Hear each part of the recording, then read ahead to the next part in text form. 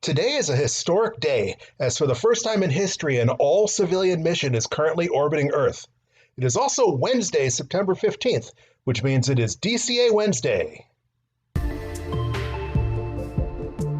This podcast is for information and entertainment purposes only. Nothing on this podcast should be construed as financial advice. All views expressed on this podcast are solely the opinions of the host and/or any guests that we might have from time to time.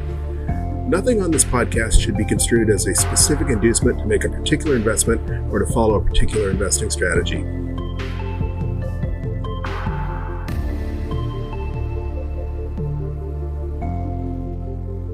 Good evening, you sexy sat stackers, and welcome to lucky episode 13 of the Bitcoin Bulletin Podcast. Today is Wednesday, September 15th, 2021, and that means it is DCA Wednesday. As I alluded to in the opening, we're getting our stack on a little bit later this week than usual, and that is because we were fortunate enough to attend tonight's SpaceX mission, Inspiration4, which launched the first all-civilian mission into orbit aboard the Crew Dragon Resilience on a Falcon 9 rocket from Launch Pad 39A at Kennedy Space Center. But since it is such a late start, let's get right into it. Bitcoin is currently hovering at a price of approximately $48,010. That is up almost $2,000 since last DCA Wednesday. We are at a block height of 700,743, and that all-important 24-hour transaction volume is back up from this weekend to 3.27 transactions per second, although that is down slightly from 3.30 transactions per second last DCA Wednesday. If you're just joining us for the first time, we are on a mission to explore the investment strategy known as dollar cost averaging by investing $20 with a Bitcoin every Wednesday for as long as it takes until we're all either filthy stinking rich, Bitcoin goes to zero, or you guys just get bored and stop listening. Today will be our 8th stack in this adventure, with our first stack having occurred all the way back now on July 28th of this summer. So far, we've stacked 306,416 Satoshis for a total cost of $140, including a 2.25% investment fee that we've been paying each stack.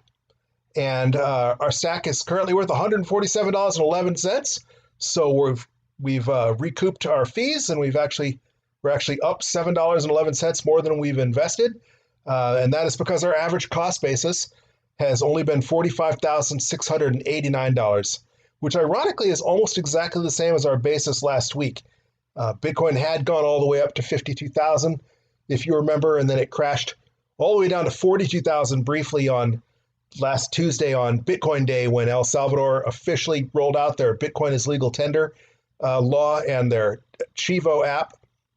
It did quickly rebound to about 46,000, and then it's been kind of hovering in the 46,000 price range since that time.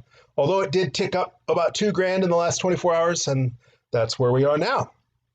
So, without further ado, let's get this thing started. And we're going to start by opening our handy dandy Cash App. As I've said before, I stack on Cash App because it's super easy. The fees are relatively low. There are services out there that are cheaper, but there's also services out there that are certainly more expensive.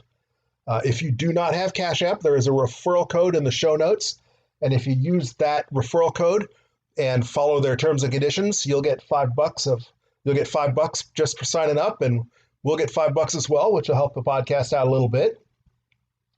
As usual, I don't keep money on my Cash App, so I'm going to add $20.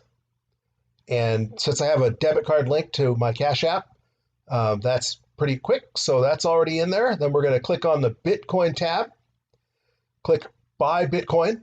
And as I've mentioned before, Cash App will let you automate this, whether you want to make it a daily, a weekly, or bi-weekly purchase. But as you know, and as I've said every single episode, I prefer to manually purchase. And while it means that we're getting a late start tonight compared to normal, There's just something satisfying about entering $20 and hitting send. One thing that's interesting to notice is that $20 usually isn't a default option, but either Cash App updated or they're learning, because now I don't actually have to manually enter 20 for the first time. Just simply click on 20, click next again. It verifies with my Face ID since I'm using my phone. And then it says confirm our purchase. So while I was talking, Bitcoin actually went down a bit to $47,902.58, which is going to get us 40,812 sats with a purchase price of $19.55 after a 45-cent purchase fee. Click and confirm. And boom, just like that, we have another 40,812 sats to our stack. This being the 8th stack, we've invested a grand total of $160, which when we first got started, if you were questioning whether $20 was a significant amount, it just goes to show you how fast that adds up. Just 2 months ago, not even 2 months ago, we only had $20 of the Bitcoin in our wallet, and we're already up to more than $160 with the sats. And like I said last episode, and like I think I've said every episode, we chose $20 because that's a reasonable amount that most people around the world would be comfortable with stocking away. A lot of people, $20 isn't very much money at all. And like I always say, again, this is not investment advice. So do your own research. You do you, invest what you feel comfortable with.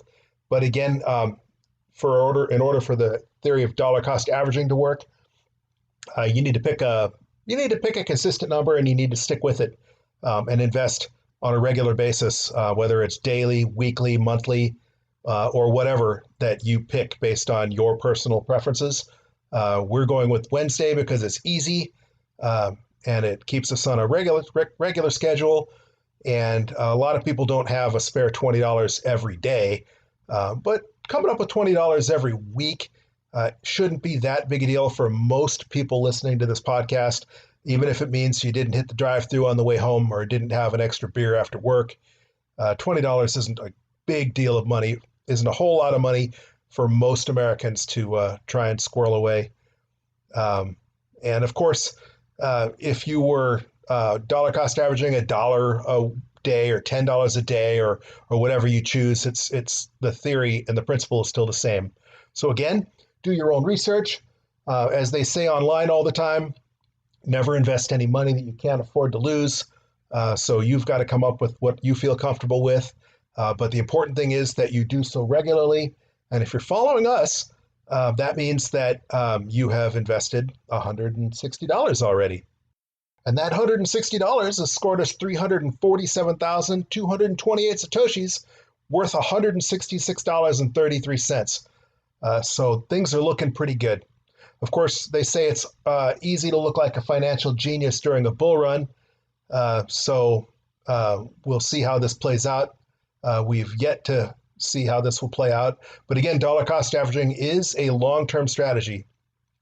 And we might be getting a little ahead of ourselves. So in case we've lost you already, the dollar cost averaging is an investment strategy where you invest your money in equal portions at regular intervals, regardless of price. I know we kind of covered that, but usually I guess I like to explain that in more detail before we get into the purchase. And again, if I seem a little rushed, it's because I barely squeaked into the door and got all set up to do record the pod after sitting on the edge of the Banana River in Cape Canaveral, Florida to watch tonight's SpaceX launch. Now, that was a beautiful launch, by the way. If you missed it and would like to see what we saw, 4K video that I rolled is available on YouTube, on the YouTube channel Cocoa Beach 365. So that's youtube.com/CocoaBeach365, CocoaBeach 365, like Cocoa Beach, where I Dream of Jeannie took place, and 365, like 365 days in the year. So hopefully you get to both enjoy this podcast and you got to enjoy watching that historic launch tonight, which is particularly cool. And I know that At first glance, you might not think that SpaceX and rockets have a whole lot to do with Bitcoin, other than the fact that SpaceX owns a couple $1 billion of the Bitcoin.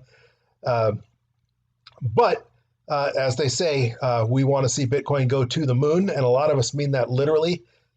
If Bitcoin does moon one day, I would certainly be one of us to sign up for one of those commercial space flights. I mean, how cool would that be, right? And I mentioned this at least the last DCA Wednesday. At a certain point in time, we're going to come up with an amount of Bitcoin that we would not want to be keeping on an exchange. The common wisdom is never leave your Bitcoin on an exchange. Not your keys, not your Bitcoin, not your keys, not your cheese. However, one thing to consider is that when you do move your Bitcoin, it does incur a mining fee to move it. If you meet Cash App's terms and conditions, they don't actually charge a mining fee for a certain number of transactions.